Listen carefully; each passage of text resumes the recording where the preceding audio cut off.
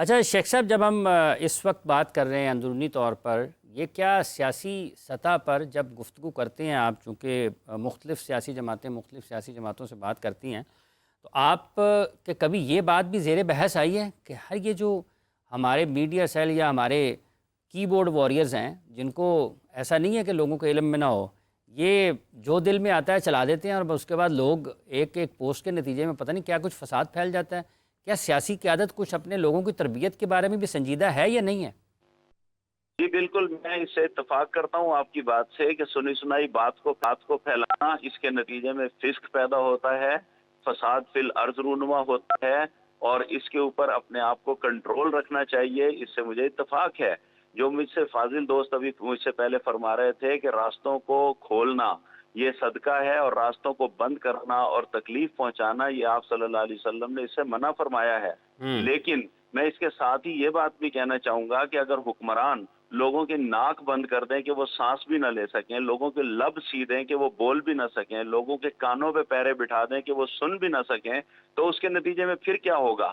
لہذا جو حکومت نے ماضی میں مختلف جگہوں پر ہائیڈ پارک متعین کیے تھے، جلسہ گاہیں متعین کی تھی کہ یہ جلسے ہوں گے، یہ پروسیشنز کی جگہ ہوگی، یہاں لوگ آ کے احتجاج کر سکیں گے، اپنی رائے کا اظہار کر سکیں گے، جو ہمارا دستور جس کی اجازت دیتا ہے، تقریر کی، تحریر کی، آزادی اظہار رائے، مکمل آئین ہمیں دیتا ہے کہ پاکستان کے جو بیسک فریم ہے اور اس کے دائرے کے اندر رہتے ہوئے لوگوں کو یہ حق حاصل ہوگا کہ وہ اپنی رائے کا اظہار کر سکیں۔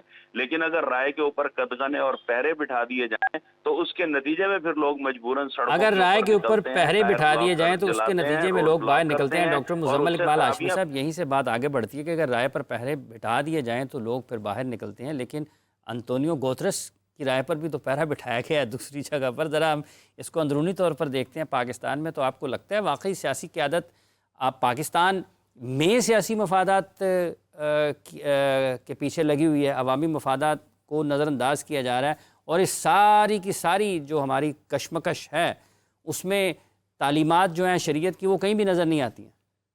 دیکھیں جی، بات بہت صاف ہے کہ ہم نے ماضی کے 77 سالوں میں 78 سالوں میں سیکھنے کی کوشش نہیں کی۔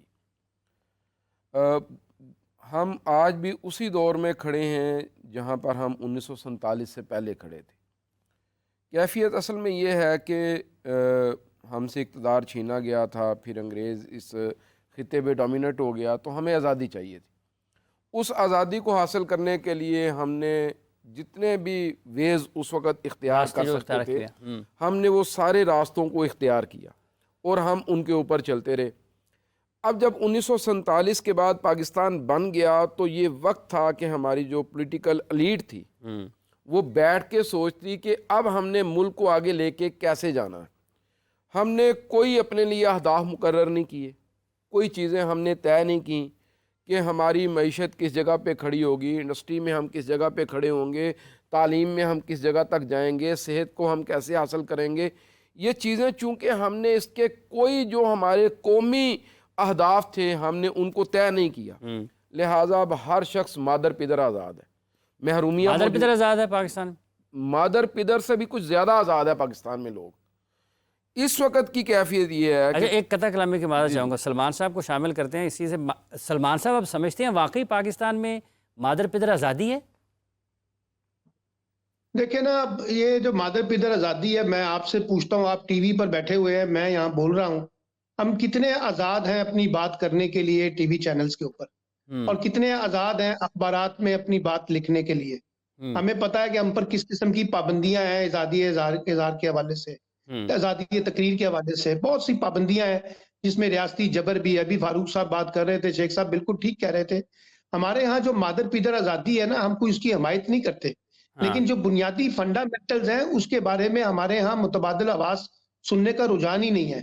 ہمارے حکمران طبقات جب اپوزیشن میں ہوتے ہیں تو سب اسی طرح سے کرتے ہیں جیسے اپوزیشن کرتی ہے، لیکن جیسے ہی اقتدار میں جاتے ہیں یہ اپنی مخالفین کی آوازوں کو دبانے کی کوشش کرتے ہیں، یہ اپنے مخالفین کو سیاسی انتقام کا نشانہ بنانے کی کوشش کرتے ہیں، یہ آزادی اظہار اور آزادی تقریر کے اوپر پابندیاں لگاتے ہیں۔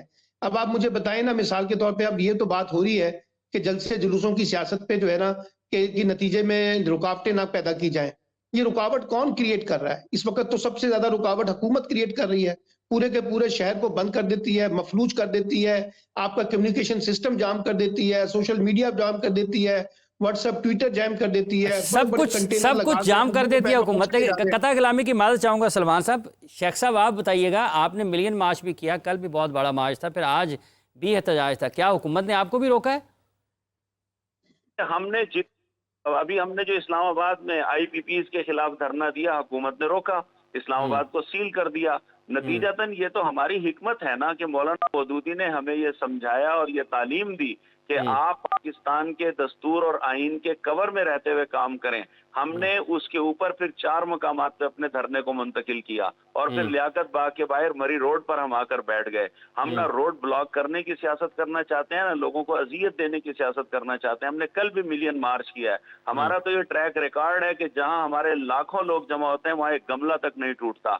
लेकिन सलमान आबिद साहब जो फरमा रहे हैं ना, इसका तो कोई जवाब किसी के पास नहीं है ना, कि व्हाट्सएप पर भी पाबंदी है, ट्विटर पर भी पाबंदी है, फेसबुक पर भी पाबंदी है, गुफ्तगू करने पर भी पाबंदी है, रात पर भी पाबंदी है, हर तरफ से पैरे बिठा दिए गए हैं।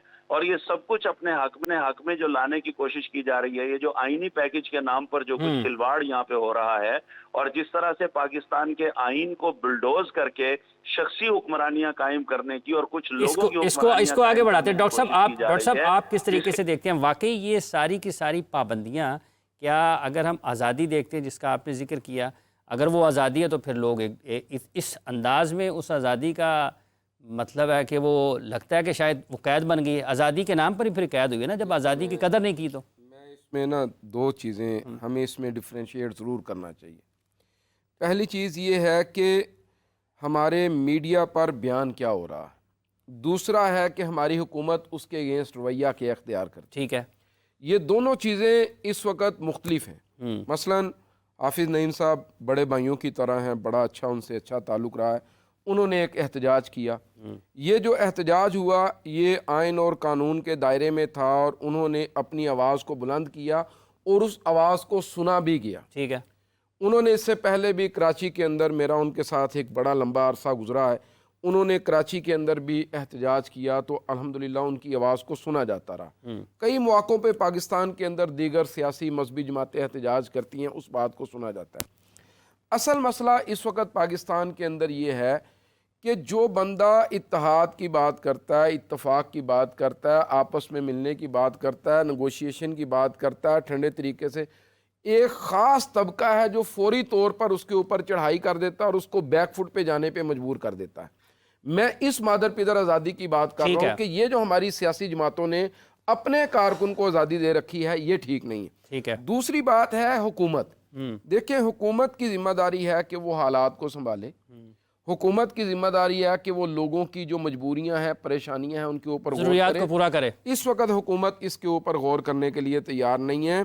लोग इस वक्त शदीद परेशान हैं, महंगाई ने लोगों का बुरकस निकाल दिया, किसान हमारे तबके का पिस के रह गया है, लोगों को पता नहीं चल रहा कि हमने अपनी ज़रूरियात को कहाँ से हासिल करना है। मार्केटें आपकी सुनसान पड़ी हैं।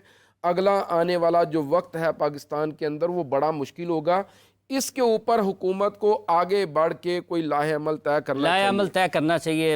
हुकूमत का बुनियादी फ़र्ज़ क्या है? जैसे अभी डॉक्टर साहब फरमा रहे हैं मुझसे कि एक इस्लामी जमहूरिया पाकिस्तान में अगर 2.5 करोड़ बच्चे स्कूलों से बाहर हैं, लगभग 2.5 करोड़ की तादाद में, पाकिस्तान में इतनी ही तादाद में बच्चे ग़िज़ाई किल्लत का भी शिकार है। यूनाइटेड नेशन ने पिछले दिनों कराची में एक अक़वाम मुत्तहिदा ने अमेरिकन कौंसलेट ने किया एक फंक्शन, तो वहाँ से खाने की चीज़ें पहुँची हैं पाकिस्तान में। तो मुज़ाहरे भी हमने करने हैं, उनके ख़िलाफ़ मदद भी लेनी है और खाने भी लेने हैं। तो पाकिस्तान की हुकूमत का क्या फ़र्ज़ है? ये सारे पाकिस्तान की हुकूमत का फ़र्ज़, बल्कि पूरी दुनिया की जो हुकूमतें हैं उनका फ़र्ज़ यही है कि वो इस्लाम से तालीमात लें। मैं हज़रत उमर इब्न ख़त्ताब रदी अल्लाह ताला अन्हु आपकी वो मिसाल यहाँ पर बयान करना चाहूँगा कि आप को एक वफ़द मिलने के लिए आया और इस तरह दस्तरख़्वान लगा दिया गया। उनके लिए जो भी एक मेहमान नवाज़ी के जो एक तरीक़े होते हैं उसके मुताबिक खाना पेश किया गया और हज़रत उमर बिन ख़त्ताब रदी अल्लाह ताला अन्हु अमीरुल मोमिनीन हैं, आप भी बैठ गए और सब जब तनावुल करना शुरू हो गए तो आपने अपनी जेब से जौ की रोटी का एक टुकड़ा निकाला और उसको चबाना शुरू कर दिया।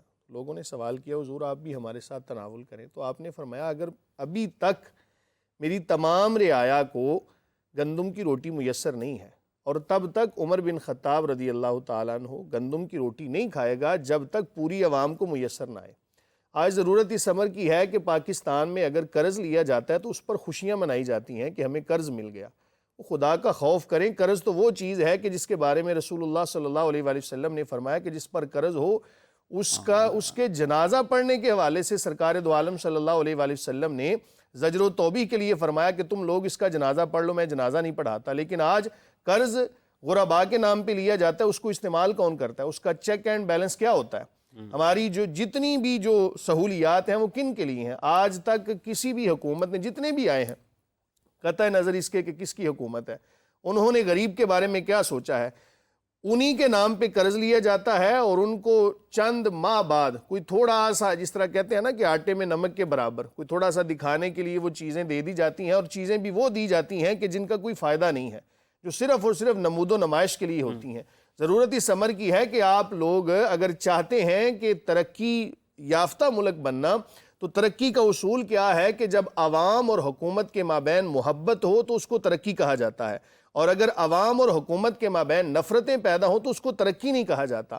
آپ جتنا مرضی اپنے سٹیٹ کو آگے لے کے چلے جائیں، آپ دعویٰ کر دیں، لیکن جب تک آپ برابری والا معاملہ نہیں کریں گے تب تک یہ آپ اپنی ذمہ داری کو پورا نہیں کریں۔ ذمہ داری کو پورا نہیں کریں گے۔ سلمان صاحب، جب ہم اسی ایک پہلو کو دیکھتے ہیں، جس طریقے سے بھی حضرت عمر فاروق رضی اللہ تعالیٰ عنہ کا ایک حوالہ دیا ہے مفتی صاحب نے، آپ کو لگتا ہے کہ پاکستان میں مسائل، اس میں تو کوئی شک نہیں ہے نا کہ ہماری تو بنیاد ہی وہی ہے، اس سے ہٹ کے ہمیں کامیابی مل ہی نہیں سکتی ہے۔